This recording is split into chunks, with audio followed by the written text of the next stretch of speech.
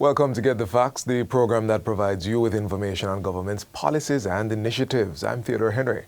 As of July 1, National Housing Trust NHT contributors can now access higher loan limits, expanded grants, and greater support for home improvements and renewable energy upgrades.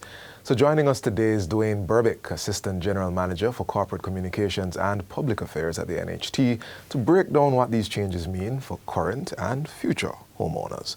Welcome to the program, Sir Burbick. Thank you very much, Theodore. Always a pleasure to be here. Well, let's jump into getting some facts. So, can you walk us through the main objectives for the changes that have happened? Well, the National Housing Trust, we've been around since 1976, almost 50 years. 50 years come next year. And one of the things we're always keen on is to revisit our programs or product offerings to ensure that they remain relevant to our contributors. So from time to time, the NHT uses research.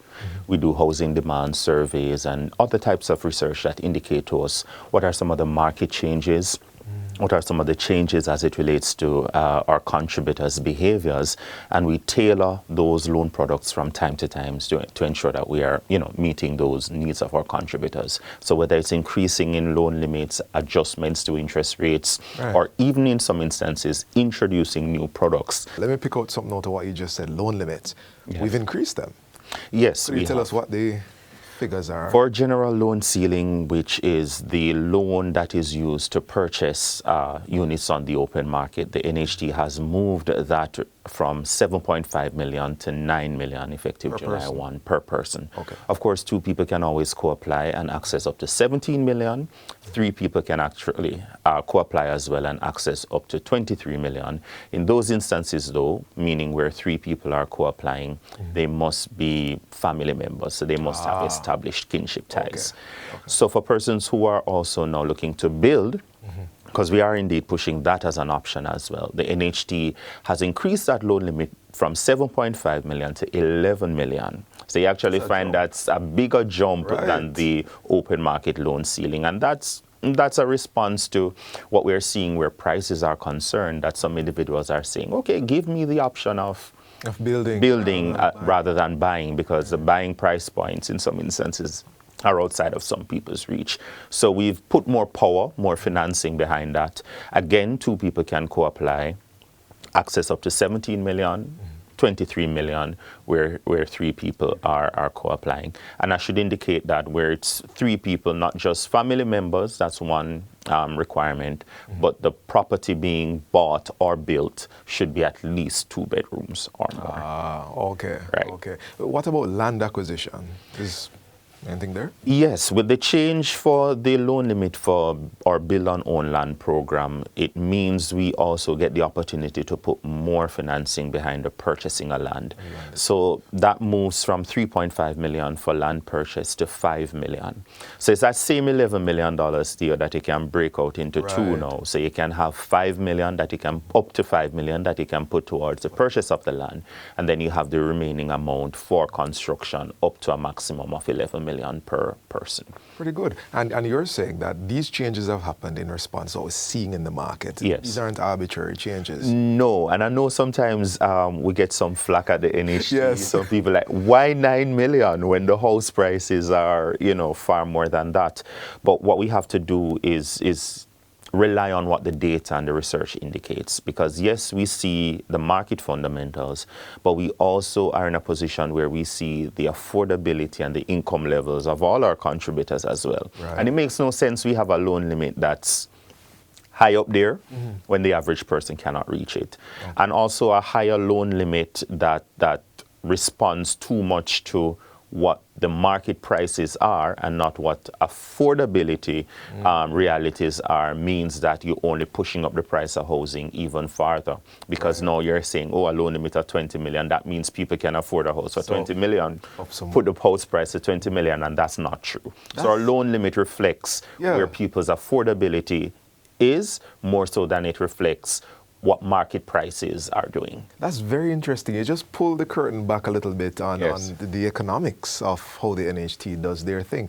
But there's a special loan arrangement, I understand, for homes costing 14 million or less. Yes. Tell me about that. So 14 million is what we call a sweet spot for housing prices in Jamaica. It's that affordable housing market price, meaning that's where the average person, is able to find a property that they can afford. 14, all right. 14 million. And so the NHT says where you are finding such a property, we will make a special loan limit of up to $12 million available to you that you can access that. And that's primarily for individuals in our lowest income band, meaning persons who earn less than $30,000 per week. So it actually has to do with income bands, not necessarily Yes. just the price of the property. Not just the price of the property, but for that income band as well. And that income band, 0% income band, represents individuals who earn between minimum wage and $30,000 per week. And that's where the majority of our contributors are actually there. Roughly about 65% of the NHT's contribution base is in that income band. And so you'll see in our policy adjustments that we're pushing more of the benefits towards that particular income band because that's where the greatest need is and that's where the greatest number of contributors are as well. I'm glad you put that in because you just broke somebody's heart there.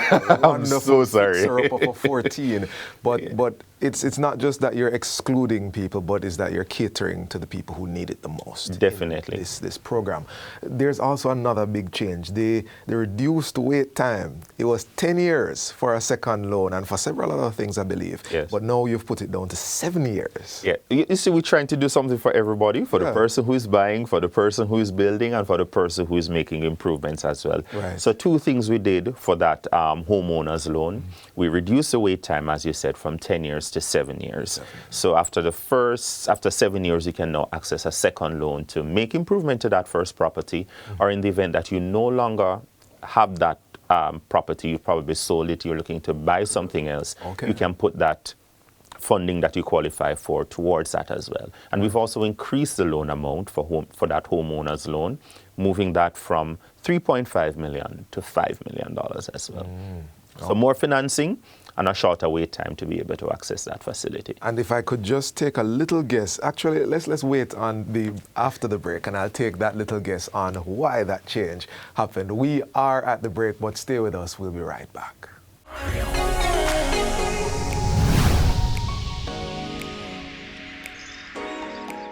Welcome back to Get the Facts. We're discussing the latest changes at the National Housing Trust and how they're making home ownership more affordable and accessible for Jamaicans. Still with us is Dwayne Burbick, Assistant General Manager for Corporate Communications and Public Affairs at the NHT. So, Sir Burbick, we were talking before the break about the change in the wait time, 10 to 7 years, but we hadn't gotten to the rationale, why it has happened. Okay, well, for us at the NHT, home ownership is a journey, and that journey doesn't stop when you acquire those keys for the first time. Right. It continues, and we know over time houses go through wear and tear. You want to make improvements to it. Your personal circumstances may have also changed. You might have bought a fixer-upper. You might have bought a fixer-upper. You might have bought a starter home, and now you want to expand and move to something bigger. Yeah. And so the NHT makes that second loan facility available to help individuals who want to, go on that aspect of the journey. And of course, we also realize that people are buying houses soon as well. Yeah. Which means you after 5 years, 7 years perhaps, you want to make some improvements to it. You probably want to change out a kitchen, change out a bathroom, or do some kind of expansion. And so we have that facility to help those individuals. And for those who are just joining us, it's moved from 3.5 up to $5 million.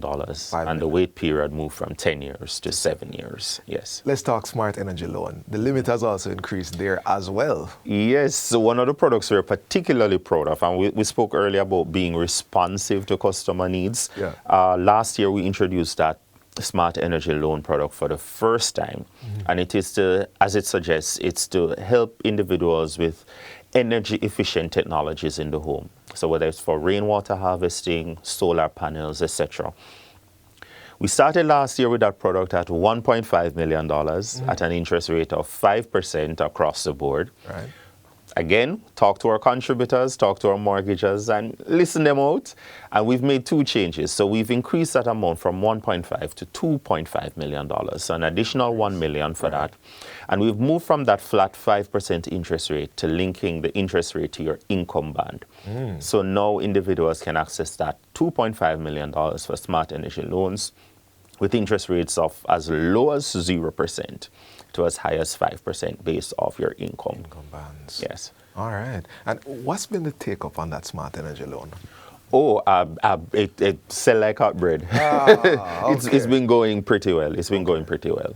Okay, so private sector pensioners, now they're now included in the Smart Energy Grant Program. I remember they weren't in there the first time. Right. So that's a thing now, but what are the eligibility requirements? Okay, so let me just differentiate quickly. The Smart Energy Loan is for those individuals who are still working, still able, them can take on a $2.5 million loan. The Smart Energy Grant is for pensioners who still have that concern about energy efficiency and, light bills and all of that, but cannot take on a loan facility. Grant versus loan, yeah. Right, so the NHT makes this grant available. The grant is $1.5 million for solar, and you can put in your solar panels with that.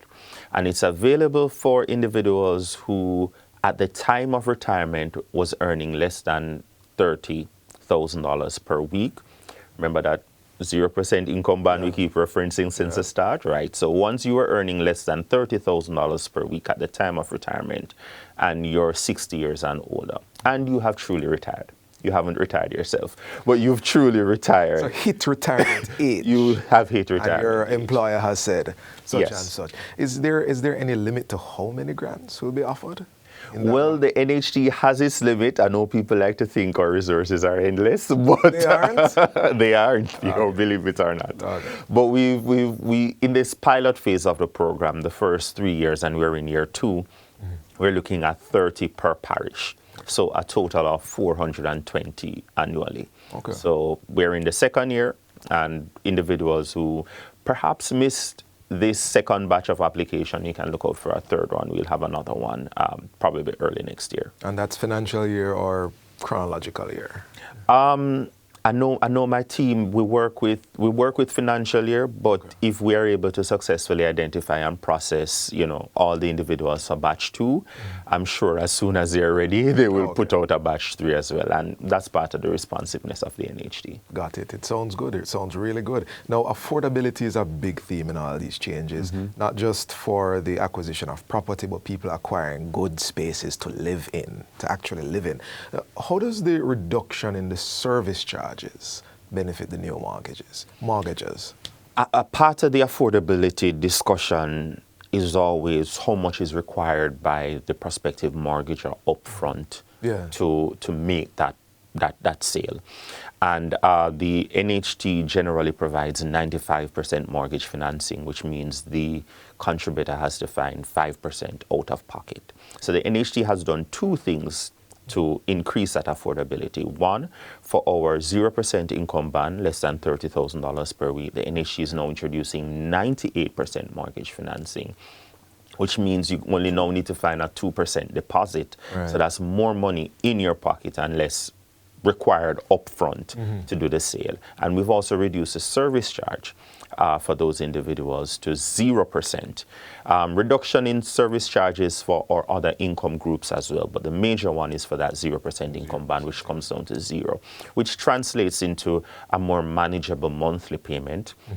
Because you now have to, NHT generally applies a service charge to the loan and amortize it over the life of the loan. But at 0% service charge means you only have to now focus on the loan amount.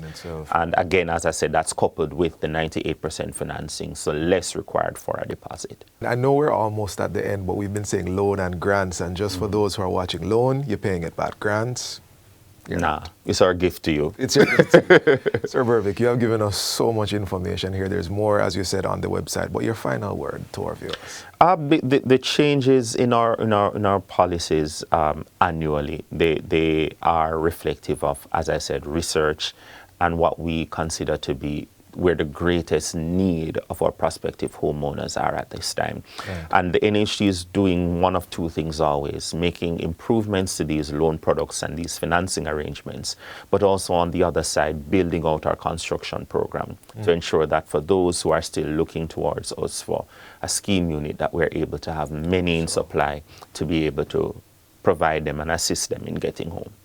Thank you so much. The NHT's business is helping people find somewhere to live. Our guest was Dwayne Berbick, Assistant General Manager for Corporate Communications and Public Affairs at the National Housing Trust. And this has been Get the Facts. Thank you for watching. Until next time, I'm Theodore Henry. Take care.